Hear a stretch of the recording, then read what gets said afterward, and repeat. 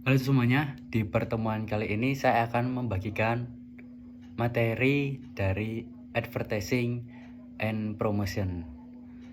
Jadi di advertising and promotion ini kita akan membahas apa aja sih? Kita akan membahas tentang AMC, tentang budget allocation, lalu ada membahas apa itu sih sebenarnya kreatif, cara mengembangkan sebuah ide yang kreatif, dan juga membahas tentang buyer persona. Semoga apa yang saya sampaikan ini bisa bermanfaat bagi kalian semuanya. Thank you. Jadi di advertising and promotion ini kita akan mempelajari yang pertama itu ada AMC.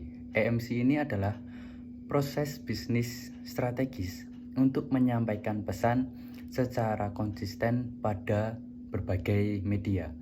Contoh medianya itu adalah TV, media sosial, dan juga ada seperti billboard. Pesan yang disampaikan itu harus sesuai dengan product positioning dan juga value proposition. Ada six major dari AMC. Yang pertama ada advertising, sales promotion, brand visibility, public relation, digital platform, dan juga personal contact. Advertising ini menciptakan brand awareness, lalu sales promotion ini memicu pembelian secara langsung. Lalu ada brand visibility, hal ini sama dengan advertising. Lalu ada public relation, ini akan menjaga image positif dari perusahaan kita. Lalu ada digital platform, ini seperti sosial media dan juga web. Lalu ada personal contact, contohnya adalah customer service. Hal itu harus dilakukan secara simultan, yang artinya kombinasi dan juga bersama. Kita akan bahas sedikit lebih dalam. Advertising ini adalah gaya komunikasi yang sifatnya persuasif, yaitu mengajak. Ditunjukkan pada target tertentu, tujuan utamanya itu adalah menciptakan persepsi dan mempengaruhi perilaku dan memberikan sebuah informasi. Lalu ada sales promotion, ini untuk memotivasi pembeli potensial agar membeli produk tersedia dalam jangka waktu yang terbatas. Bagian terpentingnya adalah keterukurannya. Lalu ada public relation, menjaga dan meningkatkan persepsi sebuah brand. Lalu ada brand visibility, agar brand itu tetap terlihat tanpa melakukan sebuah iklan. Contohnya pada sebuah film. Di dalam film tersebut menggunakan produk-produk dari brand kita. Lalu ada filantropi, ini seperti perusahaan yang mendonasikan. Lanjutnya ada digital platform seperti media sosial dan juga website. Lalu ada personal contact, ini ada unsur manusianya seperti kasir Indomaret yang setiap ada konsumen datang selalu bilang selamat datang dan selamat belanja. Hal terpentingnya adalah message konsistensi. Semua pesan yang disampaikan itu harus seragam di semua media yang dimiliki. Lalu media itu ada apa aja? Yang pertama ada own media, berarti media yang kita punya. Lalu ada paid media, media yang kita bayar untuk iklan. Lalu ada earned media, media yang dihasilkan dari orang lain. Lalu ada AMC industry structure.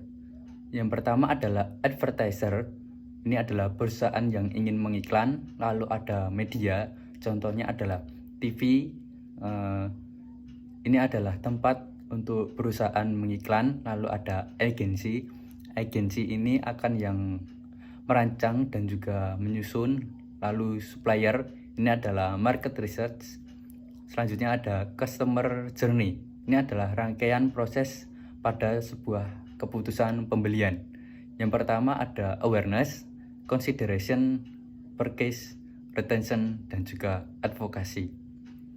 Selanjutnya budget calculation methods. Yang pertama ada historic pattern, Ini adalah yang paling sederhana dan juga paling mudah. Ini akan melihat data dari tahun sebelumnya, seperti berapa anggaran iklan paling banyak digunakan karena tidak tahu metode yang lain. Lalu ada annual increases, hampir sama dan juga cukup mudah. Ini akan mencari data yang lalu terus dikurangi jumlahnya. Contohnya adalah anggaran kemarin seperti $40.000, maka tahun sekarang adalah $44.000. Lalu ada industri rasio. Melihat rasio di industri yang sama, karena akan hampir-hampir mirip. Semakin besar rasionya, maka jumlahnya akan besar. Lalu ada percentage of sales. Ini langsung bisa dikalkulasikannya melihat brand strategis dan juga target penjualan kotor. Ada fixed amount per unit, anggaran marketing dimasukkan ke HPP. Contohnya itu pada brand-brand yang eksklusif dan juga mahal. Lalu ada marketing share strategis. Seperti kita di pangsa pasarnya itu 20%, maka budgetnya adalah 20%. Lalu ada share of voice. Apakah produk kita itu banyak diceritakan oleh orang lain? Lalu ada AMC objektif. Penganggarannya itu secara objektif. Juga dikenal dengan DAGMAR, yaitu Defining Advertising Goals for Measuring Advertising Result. Proses ini diawali dengan mengidentifikasi target market dan juga berapa jumlah orang yang ada di situ. Lalu ada share of media expenditure. Seberapa banyak brand kita ini dimention di sosial media. Lalu ada media model. Ini adalah programmatic media buying. Kekuatannya dari predictive algoritma, powerful dan juga dinamis. Jalan baru untuk simultan analis, select purchase dan juga flash advertising. Hanya bisa digunakan oleh perusahaan besar karena anggarannya itu cukup besar. Lalu ada competitive plus. Ini melihat anggaran dari pesaing lalu kita tambahkan. Lalu ada break even point. Ini usaha yang dimana tidak rugi dan juga tidak untung. Lalu strategi brand baru yang dimana kita akan menciptakan sebuah brand baru. Lalu ada predictive algoritma. Ini mengantisipasi perilaku konsumen. Selanjutnya ada rating IMC objektif. Syarat yang harus dipenuhi yang pertama adalah budget, yaitu sebuah hal yang sangat penting. Yang nomor 2 ada specific number. Yang ketiga adalah measurement kriteria. Ini ada KPI-nya. Yang keempat ada time frame. Yang kelima ada restriction. Lalu budget allocation strategis. Ada 4 kategori. Kategori yang pertama adalah IMC pathways, yang kedua ada time period, yang ketiga target audience, yang keempat adalah geographic potential. Kita akan bahas allocation by IMC kategori. Yang pertama itu adalah berapa jumlah target audience yang harus kita jangkau. Kalau banyak, anggaran kita sudah pasti akan banyak. Yang kedua, melihat kepentingan generate sales. Yang ketiga, keinginan perusahaan untuk menjaga hubungan pada customer yang ada. Kesatu adalah cara terus yang pertama tadi itu adalah cara yang tradisional. Yang kedua itu dilakukan pada sales promotion. Yang ketiga itu hubungan kesatu dan juga kedua. Lalu ada allocation product of life cycle. Introduction, sulit estimasi berapa anggarannya. Lalu ada growth, ini adalah tahapan paling mahal karena pertumbuhan.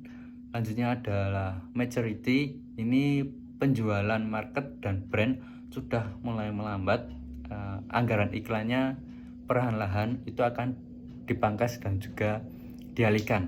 Lalu ada decline, anggaran iklannya itu sudah dipangkas hingga level yang minimum, diganti dengan promotion program.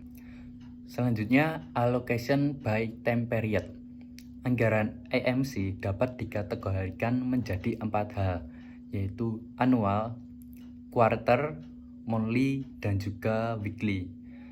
Alokasi kuartal itu maka bisa lebih mudah, season kayak holiday.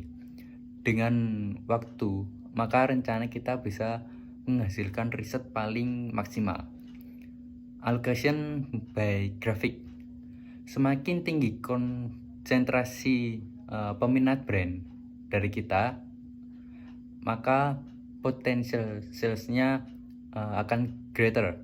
Kalau potensi banyak seperti di Jawa, ya kita akan fokusin ke Jawa. Lalu ada creative strategies and advertising. Apa sih sebenarnya creativity itu? Ini adalah proses mengkombinasikan dan juga menggabungkan ide yang sudah ada menjadi sesuatu yang baru dan juga unik. Kreatif ini bukanlah gift, namun sesuatu yang kita pelajari.